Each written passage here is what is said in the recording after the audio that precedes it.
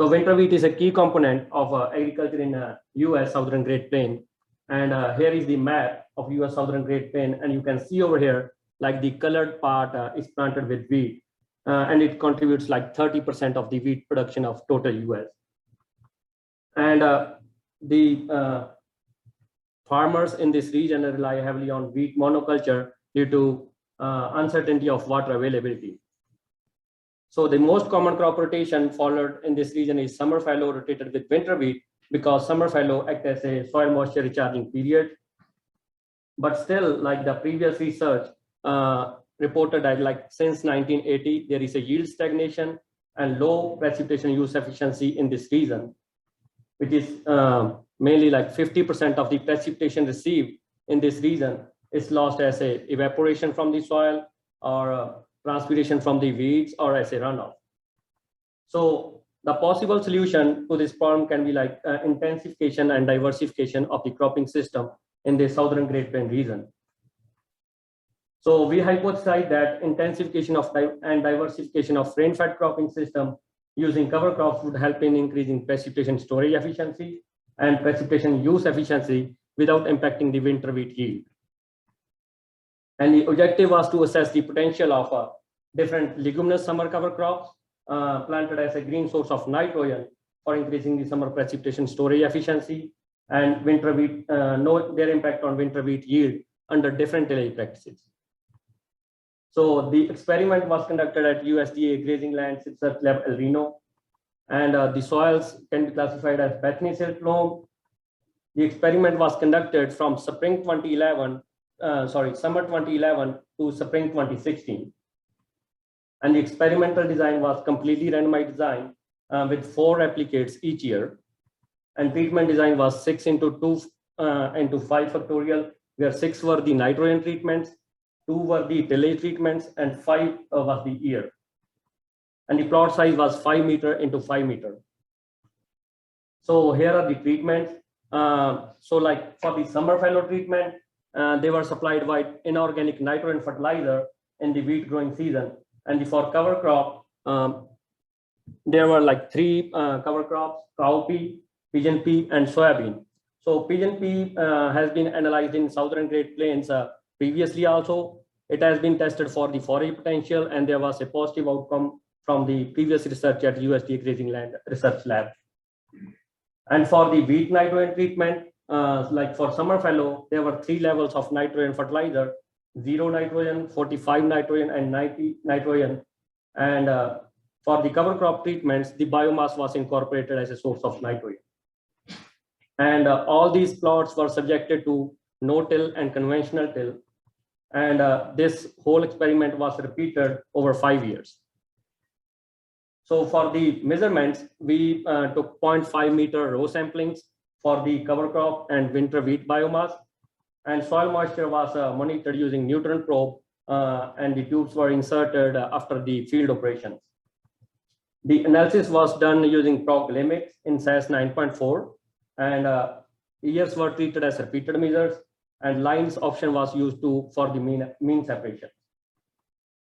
So here are the results for the environmental conditions. We calculated the drought index and looked at like which year was dry or wet. And we did for this for annual rainfall, summer rainfall, and wheat growing season. So we can see over here like 2011 and 2012 on the annual basis were very dry years, and 2013 and 2015 were normal years, and 2014 was wet year. And for the summer season, 2011 and 2012 was having very dry summer season, 2013 and 2015 was having wet summer season, and 2014 was normal season. And for the wheat season, 2011 and 2012 were normal, 2013 and 2015 were dry seasons, and 2014 was wet wheat season. So here are the results for the cover crop biomass production during summer. So there was significant year into treatment interaction, and it was consistent with the summer rainfall pattern during the summer. And we can see over here, like during 2011 and 2012, the yield was significantly lower as compared to the other years, which were wet or normal. During the wet or normal year, cowpea was producing significantly greater biomass as compared to pigeon pea and soybean. And amount of nitrogen delivered by different cover crops demonstrated similar trend as cover crop biomass production. So here is the results for the cover crop biomass precipitation use efficiency. And there was significant year into treatment and year into tillage interaction. And it varied among years.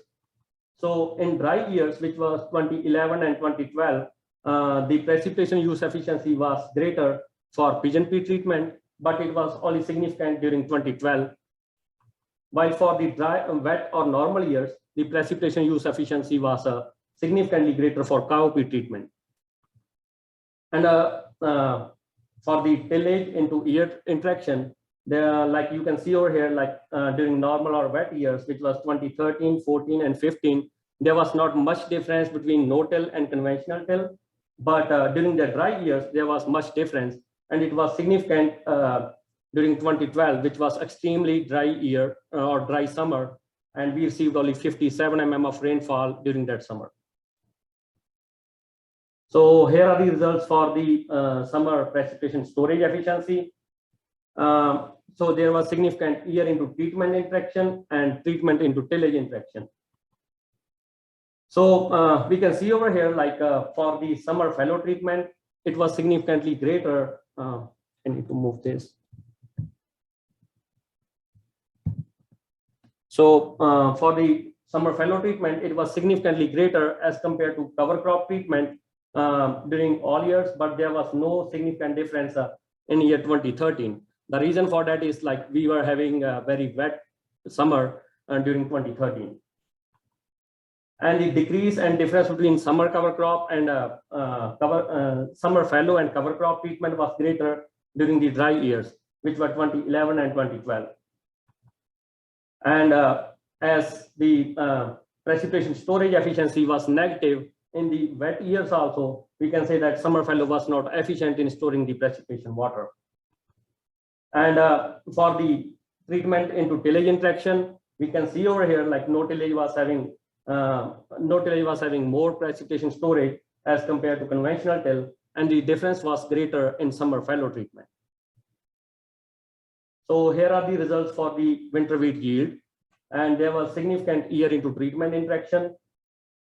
The grain yield was not reduced significantly under cover crop treatment, except year 2012, because 2012 was extremely dry summer, and the impact of cover crops on winter wheat yield was more visible during that year. And we had a significantly lower grain yield during 2013 and 2014. For 2013, the winter wheat growing season was extremely dry, and during 2014 and 15, we were having frost damage. So that was the reason for lower grain yield. And for the grain crude protein content, 90N treatment was having a significantly greater protein content, except year 2012. And grain protein content decreased under cover crop treatment during the years with dry fall, which is 2013. So here are the results for the winter wheat precipitation use efficiency. So for the winter wheat biomass production, there was significant main effect of the year and the treatment. We can see over here, like for 2011, there was significantly greater precipitation use efficiency. And for 2014, there was significantly lower precipitation use efficiency. And for the treatment effect, 45 and 90N treatment were having a greater precipitation use efficiency as compared to cowpea and 0N treatment. For the precipitation use efficiency for winter wheat grain production, there was significant year into treatment interaction. And there was significant lower grain yield production in 2012, 13, and 14. So reason is same, like due to dry summer or dry winter wheat growing season. And in 2014, we were having frost damage. So precipitation use efficiency for grain production was not significantly reduced under cover crop treatment, except year 2012, which was an extremely dry summer. So we can summarize that replacing the summer fallow with cover crops did not increase the precipitation storage efficiency, and summer fallow was also not efficient in storing precipitation water. During dry years, cover crop took up significantly greater amount of soil water during the summer as compared to summer fallow. And during normal or higher rainfall years, the winter wheat yield was not impacted. Therefore, the precipitation use efficiency was not significantly decreased under cover crop treatment during the normal or wet years. Considering the value of a nitrogen fertilizer that cover crops have offset, we can say that the value-based precipitation use efficiency would be greater for cover crop treatments, and replacing summer fallow with cover crops and practicing no tillage could help in increasing precipitation use efficiency during normal or wet years. In the last, I would like to acknowledge RAIN project for providing funding and resources, USDA ARS Grazing Land Research Lab for providing resources, and USDA technicians for collecting the samples for this project, and Sustainable Intensification Innovation Lab for providing the resources. And thank you. I would be happy to answer your questions.